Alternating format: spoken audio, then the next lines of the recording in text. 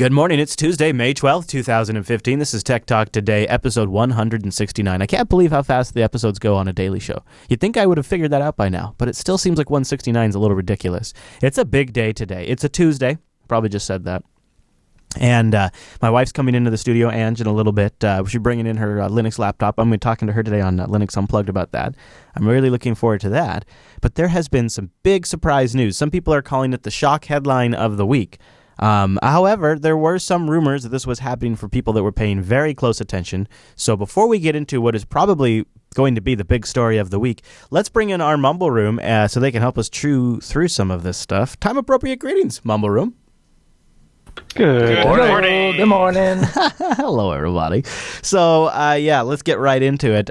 In a major bid, Verizon is buying AOL for $4.4 billion. AOL Online is being sold to Verizon. And you need to think of AOL not just in the terms of the old dial-up company, but also as the operators behind a lot of online properties like the Huffington Post, TechCrunch, the Weblogs, Inc. blog network. So $4.4 billion or $50 per share, and AOL will become a subsidiary of Verizon as part of the deal, which will be overseeing a bigger push for Verizon to get into mobile content. Verizon's acquisition further drives its LTE wireless video and over-the-top video strategy, the carrier said in a statement. And the other thing about the other thing about AOL that would be appealing to Verizon is this: AOL has been building up a advertising business and something built around how it's monetizing a lot of its web properties, which has actually been making some money. And they've even had some partnerships with companies like ESPN to bring in some really huge audiences to AOL's ad platform. So this is an area for AOL that's actually generating some money.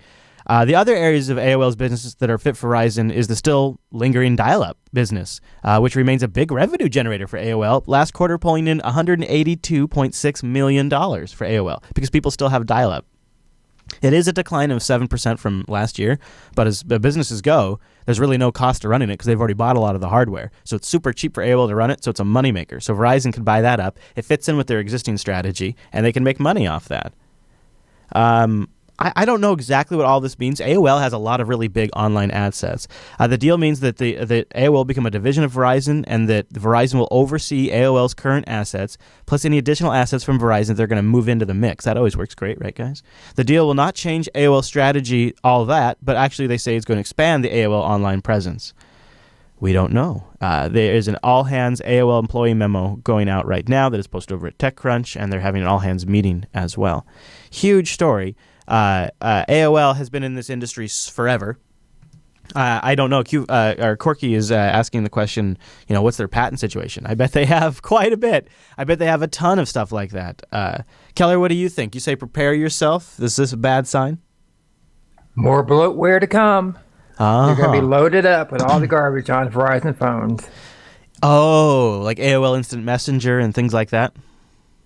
Oh, yes. And then you got the custom properties like you're going to be automatically signed up for Huffington Post or any other AOL assets before you get anything else. There is some rumors, according to Recode. Kara Swisher over at Recode is reporting that AOL is in talks to spin off Huffington Post, maybe for $1 billion just on its own. So if HuffPo is worth $1 billion, that seems like some crap to me. But that's what they're saying. They're very good at aggregating everybody else's news. Yeah, right. It's funny. You have this. I'm just looking at all the different headlines here. A Wall Street Journal, Dennis K. Brim, writing for the Wall Street Journal, says AOL's acquisition suggests that telecom is actually panicking, that Verizon's telco empire is crumbling, and that it's scrambling to replace its income from its physical network with other sources. AOL's shares are up 18% after announcement of the AOL deal, so obviously the market is responding very well to it. Tim Armstrong will continue leading AOL underneath Verizon. He's the current head of AOL. He's the CEO. And so it's, to me, I used to be an AOL customer. I used AOL since AOL 1.0. I used AOL, CompuServe, and Prodigy. I kind of bounced around them and then got into BBSs, and all of these were the way you got on the internet back in the day. And so for those of you who were not around or weren't really paying attention, there was a period of time where AOL was the internet for a lot of people. They were sort of the monopoly. And it is a great example of, like, today we look at Comcast in the U.S., and it shows you how history does sort of have cycles. Somebody can be the top dog today, like AOL used to be the top dog, the undisputed champion. AOL was so popular that they had to work 24 hours a day to add capacity as fast as they could physically get the modems in. AOL was scrambling to add capacity. They were so popular. And it became like a thing that AOL people knew, that there were certain times you wouldn't be able to get on AOL. And then AOL spread out from the U.S. everywhere else. And they actually did a pretty good job, I think, sort of making that transition from a dial-up company to an internet web property. They didn't survive, though, I suppose. And it's a little sad. I feel like them getting sucked into Verizon's sort of something going away. At the same time, I don't really have any particular soft spot for AOL. Mumble Room, you guys have any other thoughts on saying goodbye to AOL as a company? Yeah, I think AOL is actually pretty smart about what they did, because they pretty much saw that they were going to lose the internet market that they had, and then diversified to like hundreds of different properties. Like there's things I didn't even know that they owned, like MapQuest and things like that. Yes. That's ridiculous. Well, and remember, there was that AOL time. That was really when things went wrong. With AOL Time, Rika in the chat room's right. When the AOL Time Warner merger happened, AOL had to pull out of that. Yeah. Oh man, it's just a crazy time. It's just how much stuff has changed when you've been following this for a long time. Yeah, I remember Net Zero too. I need to reload my minutes. All right, so we've talked a little bit about automated driving on this show before. Google self-driving cars are usually the popular one that we go to. And there's a write-up over at medium.com talking about some of the numbers on Google self-driving cars. They have about 1.7 million miles logged. And they've not just learned a lot about the self-driving cars, but how humans drive as well. Over the 6 years since they started the project, Google self-driving cars have been involved in 11 minor accidents. Light damage, no injuries. During those 1.7 million miles of autonomous and manual driving, the drivers always had somebody behind the wheel. Not once was the Google self-driving car the cause of the accident. 11 accidents over 6 years, 1.7 million miles. Rear-end accidents seem to be the most frequent accidents in America, and guess what? We're also the most frequent accidents per mile driven for the self-driving car. It doesn't matter if they say they most happened at intersections, but sometimes they're even hit 7 times, mainly at traffic lights, but also on the freeway.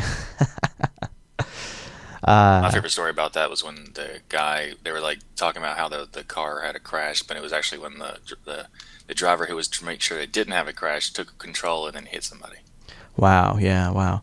They say I think they're using like the cameras or something to do these numbers. They say lots of people aren't paying attention to the road. In any given daylight moment in America, there are over 660,000 people behind the wheel who are checking their devices instead of watching the road. Our safety drivers routinely see people weaving in and out of their lanes. We've spotted people reading books and even one playing a trumpet. Intersections are scary places. Over the last several years, 21% of fatalities and about 50% of serious injuries on U.S. roads have involved intersection. 50% of the serious injuries on U.S. roads involve intersections. All the injuries are usually to pedestrians and other drivers, not the driver running the red light. Oh, good to know. More incentive to run the red light. And they have some great screenshots. They show how some of this worked as far as the sensors go and things like that. Really, really super fascinating piece. A great one to throw in your Instapaper feed or Pocket if you want to read it later. We'll have a link in the show notes. It's coming, though. It's coming. And it turns out they're going to be way better drivers than us when the self-driving cars get here. Hey, speaking of the Googs, let's talk about how Edward Snowden's always using Hangouts. Doesn't that make you scratch your head when Edward Snowden's Skype, or he's hangouting into South by Southwest over Hangouts or something like that? Well, after a lot of prodding and pushing for a long time, Google has essentially confirmed that Hangouts can indeed be wiretapped. It's kind of a slip, and this is what's very tricky about Google, because they use a little slip of the tongue to make it sound like it's encrypted. Here's what they say. When it asked during an AMA, one of the Hangout developers, one of the Google employees, said that Hangouts is encrypted in transit. Oh, okay. Encrypted in transit. Well, if you take it as Hangouts is encrypted in transit, that sounds like it's encrypted when it's transmitting, right? That is technically true. From your computer to the Google computer. Once it gets to the Google computer, it is decrypted. There are legal authorities that are allowed to wiretap those communications. Hangouts are only encrypted on their way between your computer and Google services. Once they arrive at Google's end, Google has full access. That makes it technically possible for Google to wiretap conversations at the request of law enforcement agents, which they say they will do for Hangouts, even, and this is key, even when you're using the off-the-record feature, which actually is only preventing the chat conversations from appearing in your own history. It doesn't provide any extra encryption, privacy, or security on Google's end. However, it's not so horrible. In all of 2013, Google only received 19 requests to perform a wiretap from the U.S. government. That's according to Google's transparency report. In the first 6 months of 2014, the latest data that we have publicly available, Google received 7 wiretap orders. Now, it doesn't specifically state what products of Google's were wiretapped, Voice or Hangouts or whatever, but they've received not an unprecedented amount. They've only received 7 wiretap orders for the first 6 months of 2014. Doesn't include the last of 2014 or the first half of 2015. But so you have to be super, super careful about when you hear that, yes, this service is encrypted. Because technically, when Google was first asked during an AMA, they said Hangouts is encrypted in transit. Well, that's part of the answer. But it's absolutely critical how it's stored and recorded. And think about this. When you're doing a Hangout, if you can click a button and within seconds it's completely published on YouTube, there's only one way to make that possible. It's recording everything all the time, and it's easily publishable. Because when you normally publish to YouTube, you have to upload a very large file, and then YouTube takes a very long time to process and render that video. It's not ready to go like that. So they're obviously recording it for user functionality anyways. It wouldn't take much, I would think, just record it on the back end and not publish it anywhere. So, in other words, don't use Hangouts if you're going to have your naked pictures or something like that. Let's talk about Microsoft real quick. I think this is really nuts because it shows how serious these companies are investing in their back-end infrastructure stuff. Microsoft is buying several submarine cables to support its cloud services infrastructure. How about that? Microsoft is investing several submarine cables to connect data centers globally in support of this. It will connect Microsoft's North America data center infrastructure to Ireland and on to the United Kingdom. The cable will yield in excess of 10 terabits per pair, which is nearly triple the 3.5 terabits per pair delivered on the current systems. 10 terabits per pair. Wow. That's like they're going to have 20 terabits in some instances. I don't know. That'd be a hell of a job to go down and lay cable at the bottom of the ocean. But nothing says you're more serious about wiring in your data center than doing that. And Google does this as well, right? But it shows you the size and scope of these companies, that they can take submarines and lay cable. It's amazing. I don't know exactly when it's going to be ready. Oh, here it is. It should be online in September 2015. Yeah, I'd take some of that. Hey, speaking of Microsoft is partnering up with your friends over at Canonical. Ubuntu is jumping into the Internet of Things with Acer, GE, and Microsoft. What? Yeah, that's right. Canonical and Microsoft are working together to bring Internet of Things to the people. Canonical will be showing off their products built around snappy Ubuntu Core at the Internet of Things World in San Francisco on May 12th and 13th, so that's today and tomorrow. With GE, Canonical will be demoing the first commercially available IoT-enabled fridge. Yeah, they call it IoT for Internet of Things. It's another douchebaggy term that we all get to say all the time that we all hate. It's called Chili Hub. The smart refrigerator uses snappy Ubuntu Core. Besides keeping your beer cold, Chili Hub is an open development platform. That's right. Your fridge is now an open development platform designed for makers, hackers, tinkers, and developers. Through the rapid design iteration by 3D printing on a MakerBot and other 3D printers, community members can collaborate on products and features to customize and create new uses for their refrigerators. Hell yes, that's exactly what I want. Put another $1,000 on that price tag. Acer and Canonical are still at the technology demonstration stage. Acer wants people to bring your own cloud, and Canonical are showing off a prototype of Acer's A-Bean-1, a cross-platform smart center. Guess what? This could run Ubuntu Snappy Core. Yes, Ubuntu Snappy Core is an amazing platform for the new generation of cloud and device developers. That's according to Canonical's VP of IoT. Man, am I excited or what? Mumble Room, somebody psych me up about this. I just am becoming a curmudgeon. I just really IoT can't. First of all, can we just call it network connected devices? And do we really need our fridge to be a platform for makers and hackers? Really? Do we? Well, they do because they want to make extra money because they're selling individual things like a milk jug sensor for the weight of the milk and an autofill water pitcher, and each one of these are like 50 or 150 or more. So they're doing it so they can, you're not just paying for $1,000 fridge, you're also paying for all these little extras. That makes sense. Yeah, that makes sense. And you could see over time you could add services with them and things like that too. You could expand into that. And you get some more data points as well. I don't know. I'm having a hard time. I'm having a hard time with a lot of the marketing speak. Like, here's a great one: with devices becoming smarter, smaller, and cost points dropping with increasing scale and demand, we're seeing exciting innovation in the IoT market. This is according to Microsoft EMA Director, Technical Evangelist and Development. He says smart industrial systems need to secure information flow from millions to millions of devices and systems to gain and act on data-driven insights. DataArt, with their development and Device Hive platform, combines specialized technology and vertical expertise that can now be easily consumed via the Microsoft Azure Marketplace. I hear all of these things, and it just glosses over. It sounds like a bunch of people that are using a bunch of terms to sell more stuff. Ubuntu Snappy isn't even a full-fledged product yet. It's a transactionally based Linux core. That's it. That's all it is. And there's new snaps that they just announced a couple of days ago, but those aren't. None of this stuff is shipping. None of this stuff is a real product. None of this stuff is proven in the marketplace. Why? How do we expect to be taken? Credibility is on the line here, okay? And credibility, when it comes down to delivering on what you say you can do, but when you go out there with a product that's not even finished yet, and all these announcements are made, the consumers are going to see this stuff, and I think everybody's going to glaze over. This stuff is a flop. And let's be clear.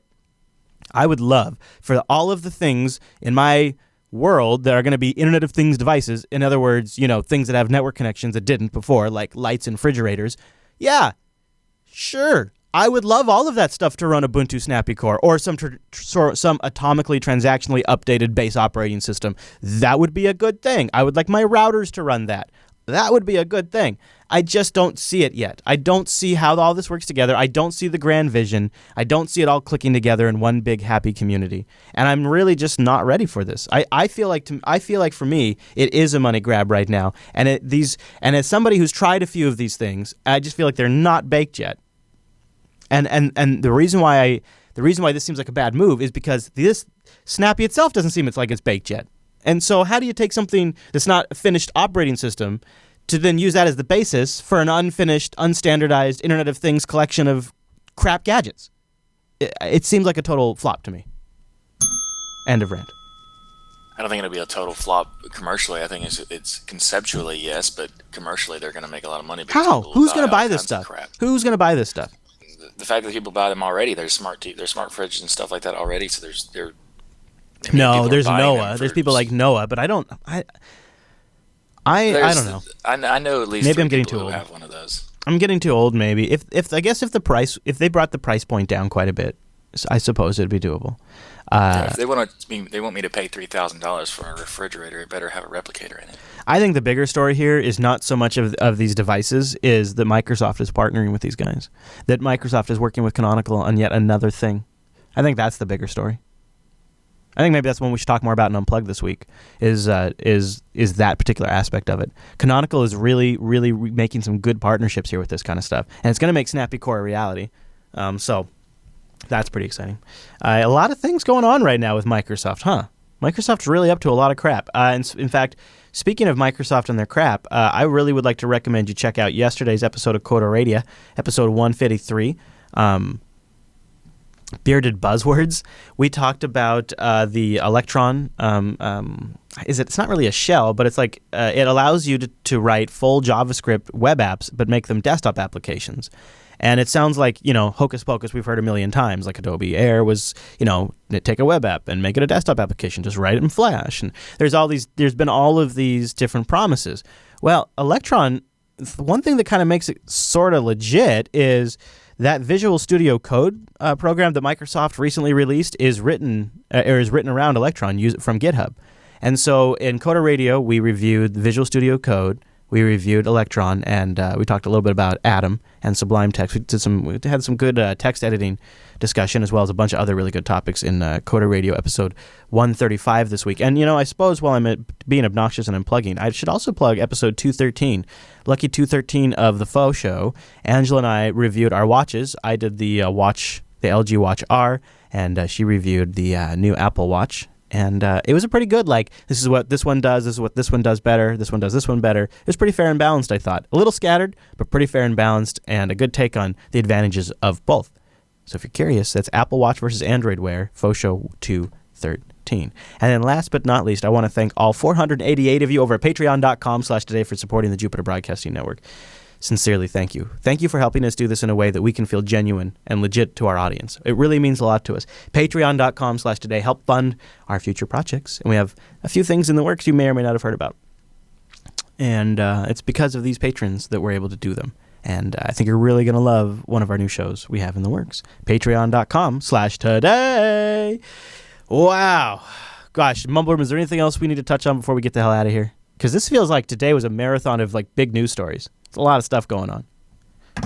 This Internet of Things thing has got me all verklempt. I mean, I got a lot of reflecting to do on this. All right, guys. Well, since you're verklempt as well, then I wanted to end on a commercial that goes back to our big top story this week. AOL. This commercial is from 1997 when AOL was at the height.